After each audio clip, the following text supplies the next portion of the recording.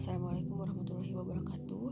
Saya Wildan Nurul Fadilah, peserta Latsar Pusdiknik Polri Angkatan 43 gelombang 11 kelompok 10. Sekarang saya akan menjelaskan mengenai komitmen mutu. Sebelumnya, apa itu komitmen? Komitmen dapat diartikan sebagai individu atau kelompok yang berjanji dalam perbuatan.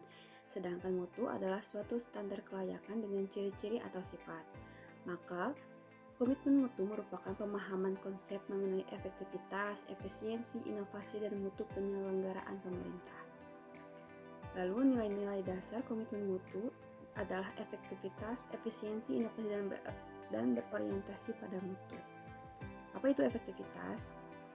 Efektivitas yaitu sejauh mana sebuah organisasi dapat mencapai tujuan yang ditetapkan.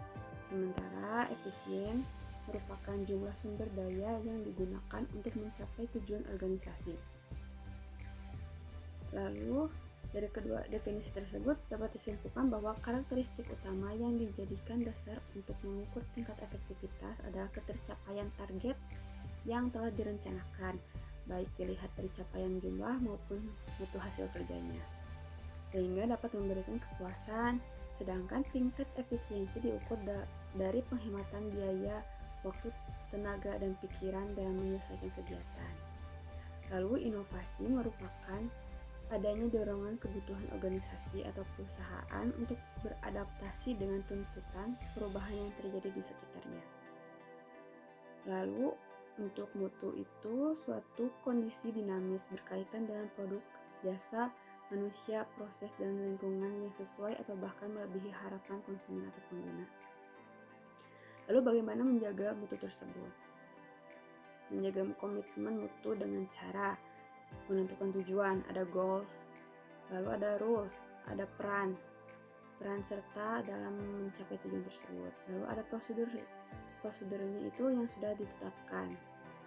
Lalu relationship atau hubungan antara satu dan yang lainnya harus berkesinambungan. Ada juga kepemimpinan atau leadership yang menjaga atau memantau kegiatan tersebut. Adapun metode perbaikan mutu ada dengan cara plan, do, check, action. Adapun pendekatan inovasi, apa itu inovasi? Inovasi barang dan jasa adalah cara utama di mana suatu organisasi beradaptasi terhadap perubahan-perubahan di pasar, teknologi, dan persaingan. Inovasi muncul untuk menghadapi tantangan manajemen di masa sulit. Inovasi lahir cepat ketika organisasi berada dalam kondisi stagnan dan sulit untuk berkembang. Dapat diwujudkan dalam bentuk produk seperti template, poster, dan yang lainnya.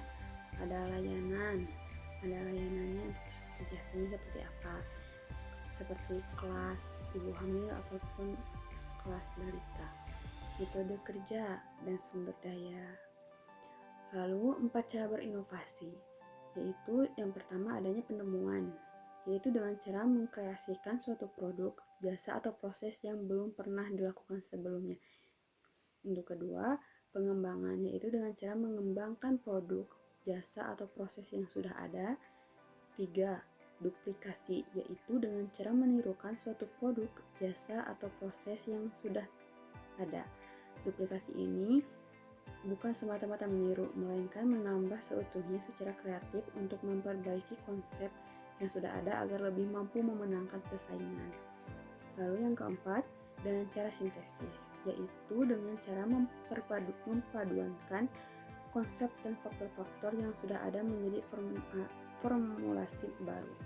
Proses ini meliputi pengambilan sejumlah ide atau produk yang sudah ditemukan atau sudah dibentuk sehingga menjadi produk yang dapat diaplikasikan.